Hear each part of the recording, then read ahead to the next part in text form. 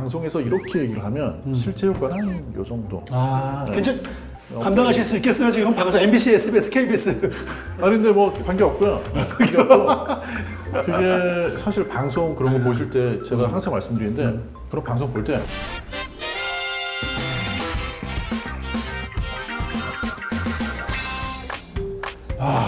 드디어 만났다. 드디어 만났어요. 야 반갑습니다. 거의 영광입니다 진짜. 별 말씀이요. 유명하시잖아요 진짜. 약사계 피, 약비 정재현 선생님. 신경외과의 일타 강사 석승 이경석 원장님. 하나 둘 셋. 사실일까? 아마 우리 국내 최초 약사와 의사 만나서 고품격 팩트 체크 리뷰. 대한민국에 있는 모든 사실은 우리가 팩트 체크한다. 오늘 이제 방송하고 유튜브에서 정말 많은 분들을 혹하게 하는 아이템. 같이 먹으면 큰일 난다. 죽는다. 몸을 망친다. 이 영양제 조합 과연 사실일까? 자, 그럼 먼저 가볼게요. 첫 번째 또 준비했는데 이거 진짜 많이 물어보시거든요. 뭐냐? 유산균과 항생제는 같이 먹으면 안 된다. 유산균은 균이잖아요, 균. 그 균이기 때문에 항생제를 같이 먹으면 안 된다. 그래서 그 일리가 있었거든요. 네. 결론부터 말씀을 드리면 당연히 항생제하고 그런 뭐 유산균이나 프로바이오틱 같이 먹으면 먹자마자 죽겠죠. 안 되는 거죠? 네. 맞네, 말이. 또 하나 문제는 어떤 경우 있냐면 항생제와 같이 먹었는데 유산균이 살았어요. 근데 이제 그냥 산 게 아니라 항생제에 대한 내성을 가지고 살았다. 그럼 세균들끼리 서로 무시무시한 놈이네. 정보를 또 주고받잖아요. 그래서 야, 저 항생제 정보 유출하고 유출. 그렇죠. 내성균이 더 생길 수 있죠. 그렇지. 그렇다면 이제 그런 우려가 있으니까 굳이 같이 먹어서 좋을 건 없죠. 최소한 프로바이오틱스나 유산균 같은 경우 항생제하고 2시간을 떼서 그러면 차라리 같이 먹지 말든지 진짜 먹어야 되는 상황이면은 항생제 먹고 2시간 후에 유산균. 그게 맞죠. 그게 맞죠. 유산균 먼저 먹지 말고. 2시간 후가 맞죠. 하나 더 있어요. 그 유산균도 균이잖아요. 위산이 균을 죽인단 말이에요. 네. 그러면 이제 우리가 위산이 제일 많이 나오는 시간은 뭐냐? 식후? 그죠? 식후에 더 많이 나오죠. 네. 그래서 식전에 먹어야 된다. 네. 근데 관계없다. 아니 근데 애초에 그게 실제로 실험을 하기 어려운 게 약 같은 경우에는 이제 의사는 약한 약을 먹었을 때 식전 식후 비교해가지고 피 검사 해보면 되잖아요.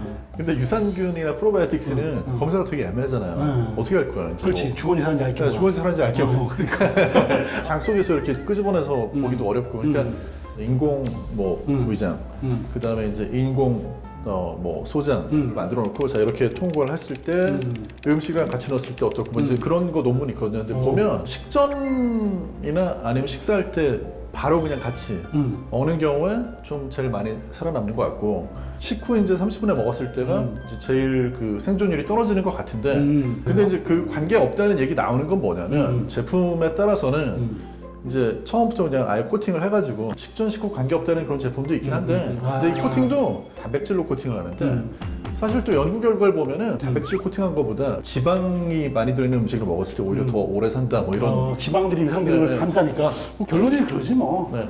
그냥 식전에 먹자. 네네. 뭐 복잡하게 뭐 싸우지 말자. 네. 여기서 중간에 좀 좀 새는데 얘기가 이 유산균 자체가 우리 정말 건강에 도움 되느냐 그 얘기가 많잖아 사실은. 옛날에는 뭐 그냥 단순하게 뭐 변비라든지 어떤 뭐 복부 편만에서부터 체질 개선에 나왔다. 요즘은 뭐 여성 건강, 질 건강에서부터 요즘 심지어 탈모까지 다양하게 유산균이 막 어마어마하게 나와 있어요. 저도 역시 이거 이제 방송할 때 우리가 이제 방송하다 보면 알겠지만 무조건 써준 대로 하지 않잖아요. 네. 이렇게 대부분 보면은 논문을 가져오잖아요. 네. 와가지고 읽다가 이거는 우리 인정할 수 없다 하면 방송 그죠? 안 하잖아요. 네. 그래서 보통은 안 하지 않고 그걸 다른 전문가한테 주죠. 그죠.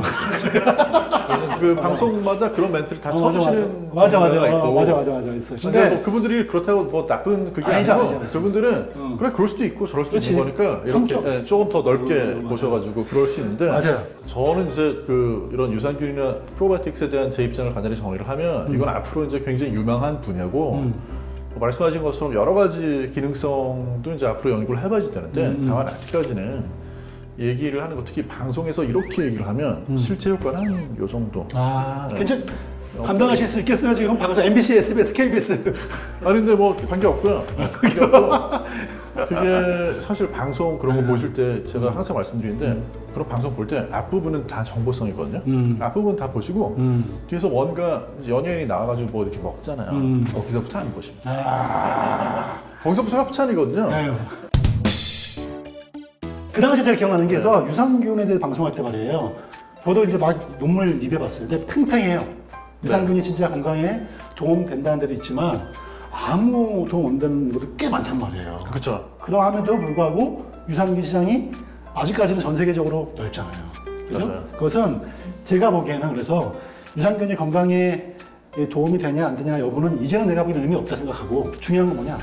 과연 이게 이렇게 고가일 필요가 있느냐? 유산균이 고가인 이유는 저는 압도적으로 마케팅이죠. 연예인들 얼굴 한번 싹 올라가면 바로 공 하나 더 붙잖아요. 네. 그리고 저 이제 사실 이제는 내 약국을 그만뒀으니까 여기서 얘기를 하지만 편하게 얘기해 그랬어요. 아니 약국에서 제일 어려운 게 뭐냐면 뭐예요? 요즘에는 다 이제 유튜브에서 직구에서 뭘 이걸 사면 좋다 저걸 사면 좋다 아, 그걸 방송하나? 그런 얘기를 하거든요. 직구 해외 제품을 사라고? 마치 소비자의 눈높이에서 봤을 때는 아 직구로 이걸 사는 게 좋다고 알려주니까 얘는 얼마나 착한 애야. 그래서 그걸 달라고 그래가지고 이제 다른 걸 권하려고 그러면 얘 나한테 장사하려고 그러네 하는 눈으로 딱 보고 나가는 거야. 그럼 간 보는 거지. 기분이 나쁘니까 나중에 이제 유튜브 보고 온 애들한테 뭐 애들이 아니고 애들도 있어. 애들도 있어. 내가 얼마나 흥분했어. 유튜브를 보고 오신 분들한테는 설명을 하지 말아야 되겠다. 저 똑같아요. 진료. 어차피 설명해봤자 소용이 없어요. 필요 없어요.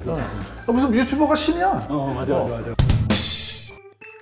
예를 들면 미국 같은 경우에는 아예 이게 그 어떤 약이 아닌 경우에 프로바이오틱스가 그냥 뭐 건강기능식품으로 만들어지는 경우에 정부에서 규제를 안 해요. 그래서 그 안에 뭐가 들어있는지 몰라요. 알 수도 없어. 실제로 균이 그만큼 들어있는지도 몰라요. 얘기가 샜다. 제가 하나만 여쭤볼게요. 그러면 항생제는 좋아. 유산균을 죽일 수 있기 때문에 같이 먹으면 안 되는 거 맞아요. 근데 천연 항균 작용하는 거 있잖아요. 프로폴리스 같은 거. 프로폴리스. 그것도 항균 작용 작용을 한다고 그래 했잖아요. 그런 건 어떻게 같이 먹으면 돼요? 근데 이제 프로폴리스가 항균 활성이 있는 건 맞거든요. 그리고 뭐 이제 프로폴리스 같은 경우는 항생제랑 다르게 뭐 항바이러스, 뭐 항염, 뭐 항산화 좋은 게 되게 많이 나오잖아요.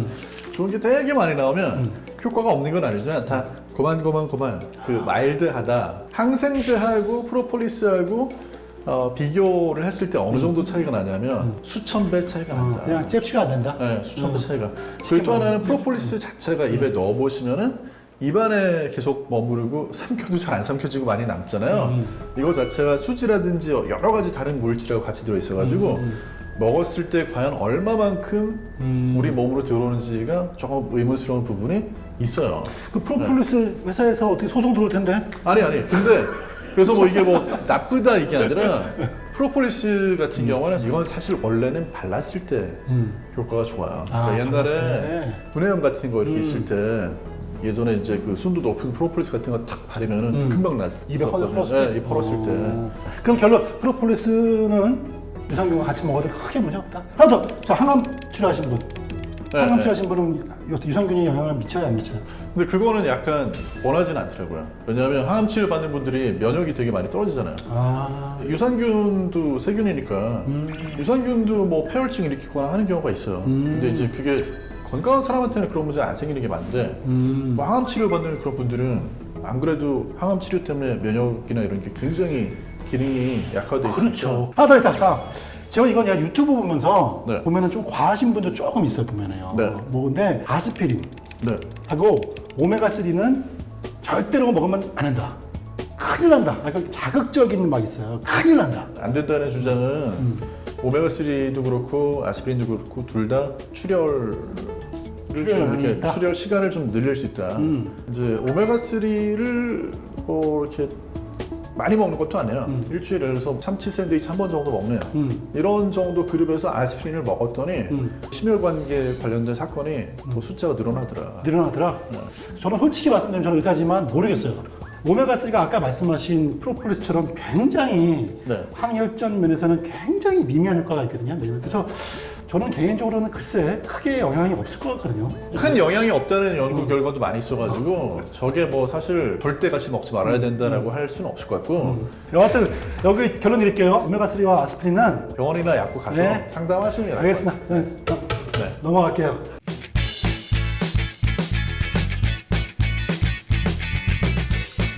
오늘 또 뭘 준비했습니까? 오늘 제가 준비한 게 아니어가지고 네. 저는 이게 터질 줄 알았어요. 언젠가는 터질 일이다. 예, 이거는 오래 못 간다. 오래 못 간다. 오래 갈 수가 없다 이거는. 네네. 실비. 실비 하면 저 실비 낙지집 생각나는데. 맛있지, 맛있지. 실비. 유명하지 좋죠. 실비집 가보셨구나. 요새 통영 실비집 그 컨셉으로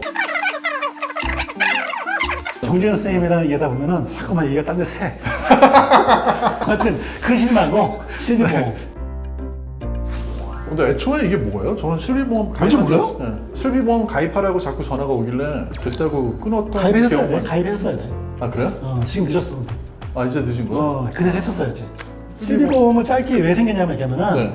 대한민국은 의료보험 제도가 있잖아요. 의료보험이 있고 의료보험 안 되는 게 뭐예요? 비보험이죠. 비보험은 당신들이 알아서 사세요예요. 근데 네. 대한민국 의료기는 비보험 시장이 훨씬 커요. 근데 국민들은 비보험으로 치료받는데 계속 돈이 많이 나가잖아요. 이거 누가 해줘야 될 거 아니에요? 누가 해줘야겠어?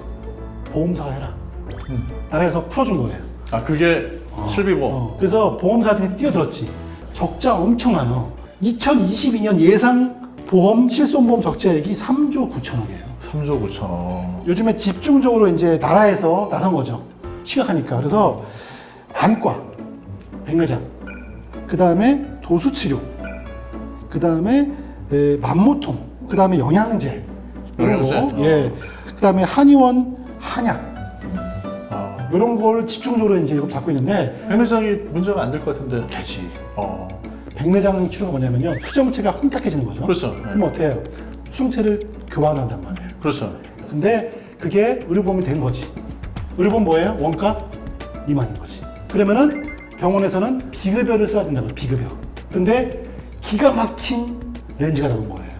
기가 막힌 수정체. 비급여 렌즈가. 네. 근데 이 가격이 병원마다 천차만별이에요. 원가는 15만 원에서 비싸면 64만 원인데요. 이게 도매상을 거쳐서 병원으로 들어가서 병원에서 환자한테 판매할 때는 최고 900만 원까지 받아요. 900만 원까지. 34배 차이 나는 거지. 요 렌즈는 보험이 안 되기 때문에 이거를 하시려면은 900만 원 더 추가되는 거지.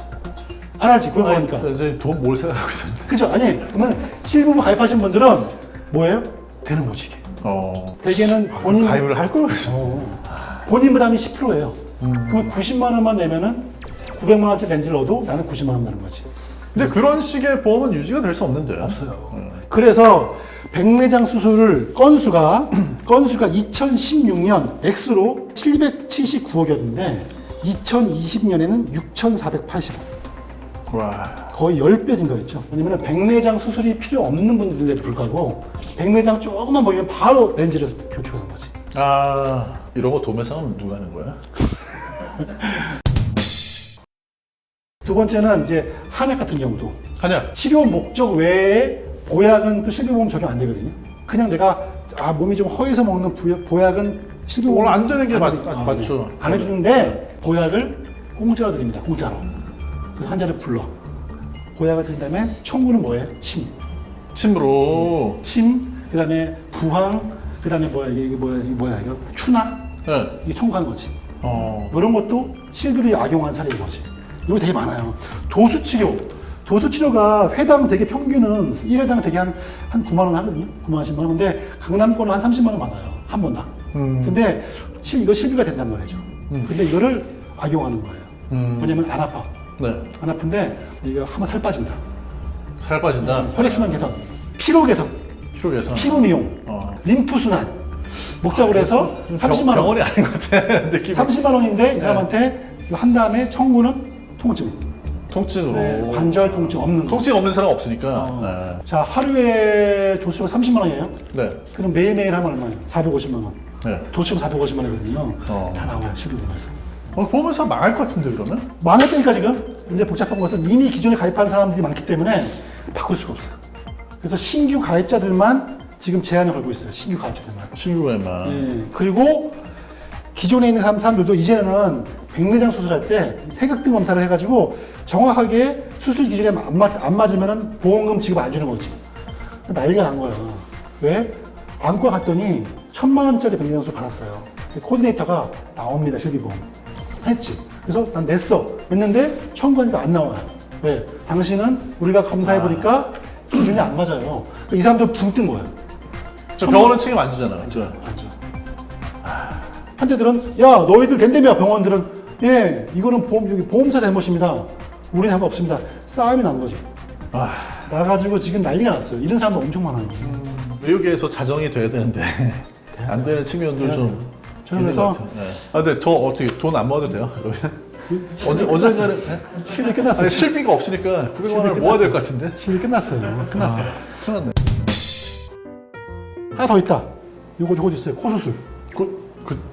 아니 제가 받으려고 했었던 건데. 그래? 아니 그걸 하면 비염이 뭐 좀 덜 생긴다고. 비염 수술하면서 네. 비염 수술하면서 요거 코 성형 같이 주네. 코 성형. 그러면서 청문원 기준력 수술 싹 해주는. 실수목을 갈매했었어야 되는 건데 그랬네. 예, 여하튼 뭐 이미 늦은 거잖아요. 늦었어. 개정된 실비 보험은 혜택이 좀 많이 줄었고요. 보험이 많이 올라갔어요. 근데 사실 이렇게 되면은 전체적으로 피해를 보는 거 아니에요? 환자들도 피해보고 보험사도 피해보고 또 그다음에 열심히 일하는 의료 의사들도 피해를 엉뚱하게 보고 있죠. 그 일부 그런 비도덕적인 의사와 병원 때문에 그래 사실 그게 제일 좀 짜증이 날 것 같아요. 왜냐면 저는 주로 집 근처 병원을 가거든요. 근데 집 근처에 이제 그 작은 의원 이런데 계신 선생님들 보면 사람들이 진짜 되게 좋아. 너무 좋고 너무 막 공부나 하시는 분들 같고 그리고 막 이렇게 좀 비싸게 나오거나 그러면 본인들이 알아서 이렇게 그 비용 추려주려고 하시고 그게 안 되면 이게 안 하는 게 낫겠다 이렇게 하시는데 그런 분들 팔이 날려. 그런 분들은 보면 안 바빠요. 안 바빠요. 네. 근데 이제 칼법적인 거 하는 사람들은 막 차가 막 그냥 줄 서, 럭셔리 세단만 막 여러 대. 맞아. 그런데도 사람들이 거기 가서 줄 서고. 맞아요. 그게 이런 문제예요. 건 진짜 문제야. 네. 그래서 뭐 다른 거예요, 알고? 저요? 네, 폐업한 거예요, 그래서. 아니 저는 그냥 좀 놀아보고 싶어가지고. 여하튼 오늘의 썩심의 생각이었습니다.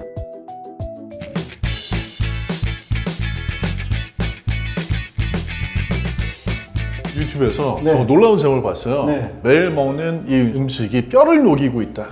엄청나지 않습니까? 뼈를 녹인다. 음식이. 제가 뼈 녹인다 하면은 떠오르는 게 옛날에 우리 그 컵에다가 콜라 부어가지고 이빨 넣으면은 이빨 녹는다. 과연 뼈를 녹이는 뼈 건강에 안 좋은 음식 도대체 이게 뭔가 한번 궁금했는데 뽑아봤더니 5가지, 이거 보통 5가지 그럼 뭔가 심상치 않거든요. 네. 근데 첫 번째 당분, 당분, 그다음 커피, 그리고 육류와 생선, 뭐 산성식품이라 안 된대요. 그다음에 네 번째가 식품 첨가물, 네. 그리고 5번째가 뭐 스테로이드 약물. 잠깐만. 네. 당분, 커피, 육류와 생선은 저희가 그냥 거의 매일 먹는 건데 이게 뼈를 녹이는 음식으로 네. 이게 누가 본 거예요? 우리 선생님 보신 거 아니면? 유튜브에. 유튜브? 네. 유튜브에서 네. 조회수 팍 올리려고 네. 사람들이 막 네. 놀래기 위해서 약간 그런 게 있는 것 같아요. 그런 거 있어요. 확실히 있어요. 가졌던 상식보다 뒤집는 내용이 올라가야 사람들이 조회를 한단 말이에요. 약간 그러긴 해요. 당분이 뼈를 녹인다는 게 참, 이게 되게 시적인 표현이에요. 당분. 뼈도 당분이 같이 뼈를 녹여. 녹였으면 애들이 제일 먼저 녹게? 그 당분하면 떠오르는 게 저는 그 믹스 커피가 네. 마을에 가면 어르신들 제일 먼저 믹스 커피 쫙 그냥 풀어가지고 그 큰 통에다가 풀어가 나눠 먹자. 그게 아침에 일과 시작이잖아요. 그게 뼈를 녹인다. 그게 무슨 뜻인 것 같아요? 이게 뭐 당분이 뭐 뼈를 녹이고 이런 게 아니고 당분 음료 마시는 애들이 우유 잘 안 마시니까 우유가 굉장히 중요한 칼슘 근본인데 제가 항상 말씀드리지만 먹으면 키 크는 식품 딱 하나 있어요. 딱 하나. 우유. 우유. 무슨 뭐 저기 유튜브나 이런 거에 광고 올라오잖아요. 무슨 키 성장 건강 무슨 뭐 기능식품 식약 저도 문제 많습니다. 근데 아무튼 간에 키 성장하는 거는 우유예요. 근데 그거 안 먹고 이제 당분 음료 마시면 이건 좀 성장 덜 하지 않겠냐. 커피는 카페인 때문에 그런 얘기 나오는 거긴 하거든요. 카페인이 그 뼈 칼슘 흡수를 좀 방해하잖아요. 네. 과량했을 경우. 그렇죠. 하루에 커피를 여기 8잔 마시는 분 계세요. 8잔?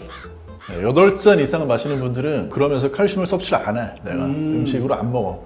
그러면 걱정을 좀 해야 되는데 커피 하루에 뭐 2-3잔 마시면서는 이게 조금 더 빠져나가긴 하는데 그렇게 빠져나가면 그만큼 몸에서 또 알아서 칼슘이 들어있는 식품 먹을 때 좀 더 흡수를 해. 그러니까. 그래서 대부분의 경우에 사람들이 모르는 게 뭐냐면 칼슘은 많이 먹는다고 먹는 족족 다 흡수를 하는 게 아니고 몸에서 필요한 만큼만 네, 가지고 들어오잖아요. 맞아요. 근데 이제 커피를 마시면 조금 살짝 더 빠져나가는데 그래봤자 우유 뭐 이렇게 마시면 거기 있는 칼슘을 좀 더 흡수를 잘한다는 거죠 몸에서. 그래서 그렇지.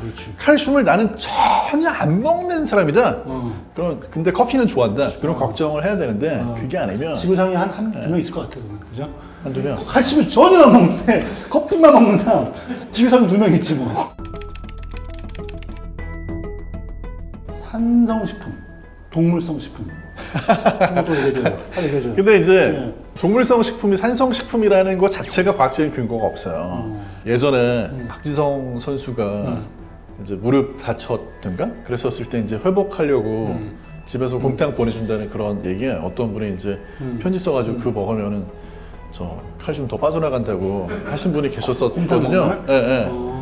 육류하고 생선 같은 이런 동물성 식품에는 단백질 많이 들어있잖아요. 근데 그 고단백질 식단이 이제 주장이 두 가지가 엇갈려요. 고단백질로 먹으면 칼슘이 조금 더 많이 빠져나간다는 고단백질 위주로 식사를 했어요. 예, 예, 그런 주장을 하는 이제 연구들이 있고 그다음에 반대로 또 고단백질 식품 먹어야지 이 뼈가 더 튼튼해진다는 그런 연구가 있고 이제 두 개 엇갈리는데 보통 양쪽 의견이 엇갈린다는 건 이런 얘기잖아요. 이게 효과가 강력하지 않은 거죠. 어느 쪽으로든지 가나요. 그래서 걱정할 일은 거의 없는 것 같고 육류와 생선은 여러분을 기다려주지 않아요. 있을 때 얼른 드세요 그냥. 네. 뼈 건강에 안 좋은 건 저는 하나 뽑으라면은 뼈는요, 여러분 쉽게 말하면 유기질과 무기질 있잖아요. 네. 무기질은 그냥 뭐 칼슘, 마그네슘, 뭐 철 이런 거고 유기질은 뭐 단백질, 콜라겐 이런 거잖아요, 그죠? 네. 유기질 합성을 막는 음식이 하나 있어요. 그게 인산. 인산이 어딘지 알아요? 콜라에 있어, 콜라. 그래서 전 나온 것 같아.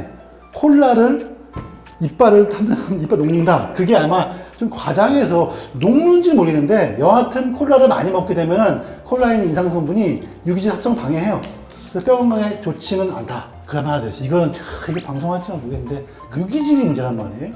유기질 뭐가 있냐면 콜라겐이 있어요. 이 안에. 콜라겐을 많이 먹으면 뼈가 튼튼해진다 해서 콜라겐 판매하잖아요. 얘기 좀 해봐. 약사 아니야, 약사. 근데 뭐 많이들 먹는데 넘어가. 뭐 먹어서 나쁠 건 없을 것 같은데 넘어가. 근데 먹는다고 그게 뭐 내가 뼈로 가 하면 뼈로 가고 주름살 좀 지우자 일로 가 하면 글로 가고 그러겠어요? 레고 블럭이랑 똑같아요. 레고 블럭 다 쪼개가지고 넣어주는데 내가 원하는 모습은 여기 가서 내가 필요한데 탁탁 꽂혀가지고 그렇게 되지는 않죠. 네. 콜라겐은 우리 몸에서 합성이 되는 것이지. 그렇죠. 콜라겐 넣어가지고 그게 가서 우리 원하는 곳으로 싹 가는 것은 아닌데 이제 콜라겐은 뭐다? 콜라겐은 단백질이니까 단백질 합성을 좀 촉진시킬 수 있는 아주 건강한 단백질 식품이라든지 단백질 합성은 뭐예요? 우리 몸의 대사 활동이 올라가는 거니까 운동. 그게 사실 뼈 건강에 제일 좋은 음식 아니겠습니까? 맞아요. 뼈에다가 뭘 먹어가지고 엄청나게 넣어준다 그래가지고 그것만 가지고 뼈를 튼튼하게 할 수는 없고 그 뼈를 붙잡고 있는 근육이 힘이 좋아야지 뼈도 함께 튼튼해지는 건데 그렇죠. 대체로 너무 먹는 것만 생각하시는 맞아. 경향이 있어요. 맞아. 그래서 근력 운동 하면서 적절한 영양 섭취하는 게 뼈 건강에는 제일 좋습니다. 맞습니다. 뼈 건강에 안 좋은 음식은 사실은 뭐 나와 있는 당분도 아니고 네. 카페인도 아니고 사실은 우리가 뭐죠? 뭐 무슨 말 해야 되지? 빨리. 뭐가 몸에 뭐 안 좋은지 너무 걱정하지 마시고 적절한 칼슘 섭취. 맞아. 우유 소화 못 시키는 분들은 소화 좀 잘 되게 만들어 놓은 그런 우유도 있고 칼슘이네, 칼슘. 또 요거트를 드시면 좀 나은 경우도 있고 그렇게 해서 뭐 유제품이나 이런 걸로 칼슘 섭취 좀 하시고 녹인다 이런 충격적인 표현 여기에 좀 얽매이지 맞아요. 않으시면 좋을 것 같아요. 저도 한 가지 덧붙인다면 저는 구주법을 하면은 비타민 D 이건 부족한 네. 게 맞으니까 비타민 D가 또 꽤 건강에 좋다고 이미 증명이 됐으니까 비타민 D와 칼슘 정도는 도움될 수 있고 나머지 음식들은 운동이나 하시고 네. 잘 드시는 게 낫다. 맞아요. 이렇게 정리 한번 해볼까요? 맞아요.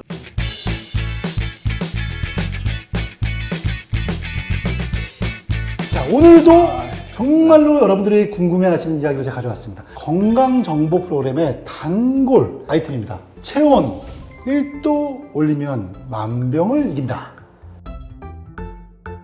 체온 1도 올라가면은 면역력이 올라간다. 어떻게 생각하세요? 그거에 대해서 한번 들어봤죠? 정상 체온에서 1도만 떨어져도 암세포가 번식하기 쉬운 몸 상태가 된다. 뭐 이런 얘기 하니까 벌써 내 몸이 허해. 아니 좀 차가워. 아니 손끝이 지금 그래가지고 네. 저런 얘기를 들으면 이해는 가요. 근데 대부분요 보면은 되게 신기한 건강 뭐 관리법 이런 거는 주로 한 나라로 집중돼. 어디 같아요? 일본인데. 맞아요. 대부분 일본 맞잖아요. 이것도 역시 마법의 1도 체온 건강법이라는 일본 책이 있는데 체온이 1도만 떨어져도 면역력이 30% 감소한다고 돼 있다. 이거 어떻게 되세요? 일본에서 또 들어와서 한국에서 유행했던 게 혈액형. 혈액형 그렇죠. MBTI로 혈액형으로 성격 따지는 게 우리나라 우리밖에 없다면서요. 그렇죠. 일본에 저런 거 가지고 오면 한국에서 히트 친다는 걸 아니까 전파를 하고 이런 분들이 있긴 하죠. 그래서 이제 냉장고에서 물을 꺼내서 상온에서 보관해서 미지근하게 먹어라. 미지근하게. 네. 그래서 막 체온을 올리기 위한 원적외선 매트에서 막 그런 게 침대 아니 침대 누우면은 네. 반통형이 있어. 반통형 이게 있어. 눈 다음에 딱 키면은 열이 나와. 열을 나가서 몸에 체온을 올려주는 거예요. 그래서 체온을 올리게 하는데 그래서 또 하나 있어요. 그래서 막 체온을 올리는 음식 생강. 생강을 먹어야지 우리 몸에 체온이 올린다. 따라서 그것 때문에 우리 몸이 면역력이 좋아진다. 그죠? 근데 네. 보통 그 체온을 올리는 음식이라고 하는 것들이 먹으면 땀이 나는 것들이에요. 여름에 이열치열 한다고 매운 음식 많이 먹잖아요. 땀이 나요. 먹으면 땀이 나는데 그 다음에 오히려 식어. 그러니까 생각해보면 진짜로 여러분이 몸이 따뜻해지기를 바라면 방법이 하나 있습니다. 뭐요? 뷔페에 가서 마음껏 드세요, 음식을. 뷔페 가서? 음식을 진짜 많이 먹잖아요. 네. 소화시키면서 열이 열이 발생하지. 그 대신 체온을 올릴지언정 건강은 망친다. 그렇죠. 의학적으로 제가 확실하게 드리고 싶은 말씀은 이거죠. 우리 몸에 그 호메오스테시스라고 하잖아요. 우리 몸에서 오늘 가장 제일 고품격이다, 우리. 고품격. 다시 한번. 호메오스테시스. 호메오스테시스. 고품격. 여기 자고 나오죠. 호메오스테시스. 항상성. 우리 몸이 가장 완벽하게 가장 최적의 상태로 잘 건강하게 살 수 있는 그 환경을 유지하는 것이 호메오스테시스. 그래서 체온이 몇 도죠? 36.5도. 36도, 37도 사이를 맞춰야지만 우리 면역력이 최고. 소화도 잘 되고 건강하고 암세포와 싸워서 이길 수 있는 것도 고체온이잖아요. 그런데 뭐냐면 이게 왜 나왔냐면 제가 보기엔 36도 미만, 그죠?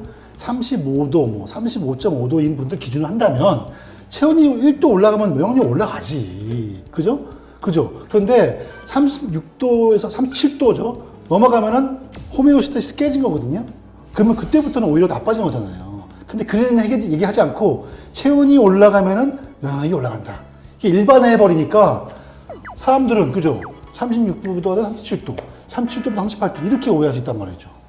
가끔 강연 나가면 많이 먹고 많이 운동하는 게 더 건강하고 장수하는 데 좋으냐, 아니면 적게 먹고 적당히 운동이겠죠. 이게 더 나으냐는데 많이 먹는 게 안 좋은 게 그런 식으로 해서 열을 많이 내는 것보다는 적게 먹는 게 체온도 살짝 낮게 유지하는 쪽으로 갈 수 있고 그게 오히려 건강이나 장수하고는 긍정적인 쪽으로 보여주는 연구가 좀 많이 있어요. 저는 그렇게 들었어요. 그래서 적도 지방과 동남아 지방 같은 아열대, 열대 지방 분들보다 부기가 높은 뭐야? 부기가 높아 그래요? 뭐야? 네, 위도가 더 위도가 높은 네. 그 지역 사람들이 더 건강하다는 게 나와요. 왜냐면은 체온이 살짝 정상보다 약간 낮은 정도가 오히려 면역력을 더 왜냐면 당연한 거예요. 추운 지방은 체온 낮잖아요. 그러면 우리 몸은 체온을 올리기 위해서 호메오스테시스 작동한단 말이에요. 그래서 대사율이 막 올라가잖아요. 기초 대사율이 올라간다는 것은 살이 빠지는 거잖아요. 그죠? 반면 동남아 지방 같은 열대 지방은 너무 더우니까 대사율이 떨어져. 떨어지니까는 먹어도 웬만하면 살이 안 빠지는 거죠. 실제로 비만이 아열대 많아. 그리고 약간 추운 지방 갈수록 사실 비만이 좀 주는 게 바로 그런 이유. 연구 결과가 두 개가 상반되는 게 있어요. 아까 이제 그 추운 데 가면 더 장수한다. 반대로 또 몸을 이렇게 좀 따뜻하게 해주면은 그게 또 장수를 한다. 이건 동물 실험 연구 결과인데 이거 뭐냐면 살짝 따뜻하게 사우나 하는 거죠. 사우나. 그것도 건강에 도움이 되고 또 반대로 냉탕이나 아니면 이제 뭐 추운데 바깥에서 잠깐 야외 활동 좀 이렇게 해서 약간 좀 춥게 자극해주는 거. 그런 항상성을 자극하는 뭔가가 들어오면 사람이 엄청 음식을 잘 먹고 그러면 더 잘 살 것 같은데 중간에 살짝 굶듯이 해주면 오히려 그래. 네, 몸에서 맞아. 더 건강 장수하게 해주는 그런 그 유전자 관련된 것들이 좀 스위치가 켜진다. 맞아요. 이런 주장을 하는 건데 아직까지 엄청 입증된 건 아니에요. 그래서 이거예요. 자극을 유도하는 것이 좋은 건강법이거든요. 예를 들어 추우면은 추우면은 보일러를 팍 펴. 그러면은 이건 자극이 아니야. 누가 날 덮여준 거잖아요. 그런데 추우면은 살짝 약간 좀 옷을 두껍게 입어서 좀 추위를 견디면은 우리 몸에 열을 발생시키는 거거든요. 자극을 주는 거거든요. 근데 자극을 없애버리면은 안 좋은 것이고 약간 자극을 주는 환경을 만드는 것이 훨씬 더 좋은 거다. 그죠? 자, 배가 뭐 고픈데 배가 안 고프게 막 먹어서 배가 안 고픈 것보다 자극, 살짝 배고프게 만드는 것이 우리 몸에 대사율이 올라가는 거잖아요. 그렇죠. 그래서 무슨 말이냐, 겨울 되면은 너무 온도를 올리는 것보다 적정한 온도 낮춰서 내복을 입고 있는 것이 좋다. 대신에 자극을 과유불급이니까 적당한 정도까지 해야지. 뭐 예를 들어서 사우나 몸에 좋다. 지나치게 했다가 거기서 쓰러지는 분들 있잖아요. 네, 그러니까 북극 수영도 안 되고. 네, 너무 이렇게 체온 1도 올리는 거 이런 데 연연하지 마시고. 맞아요. 네. 한 가지는 있어요. 의학적으로 정상 체온보다 낮은 분들이 있거든요. 네. 이런 분들은 건강이 안 좋아요. 그런 분들은 반드시 올릴 수 있도록 전문가 또는 전문의와 상담을 하셔가지고 그거는 조치를 해야 돼요. 요 마치기 전에 네. 우리가 하나 정리를 해야 될 네. 게 체온을 1도 올린다는 거는 사실은 이 피부의 표피 체온이 아니고 신부 체온을 올릴 수 있다는 얘기를 하는 거잖아요. 집에서 그렇게 올릴 수 있는 방법이 없어요. 정장판하고 뭐 그것은 표피, 네, 신부 체온을 올릴 수 있는 방법은 사실은 되게 힘들죠. 그렇죠. 아, 똑똑해. 서울대는 오셔가지고. 여하튼 오늘도 여러분 궁금했던 팩트체크 저희가 또 완성했습니다.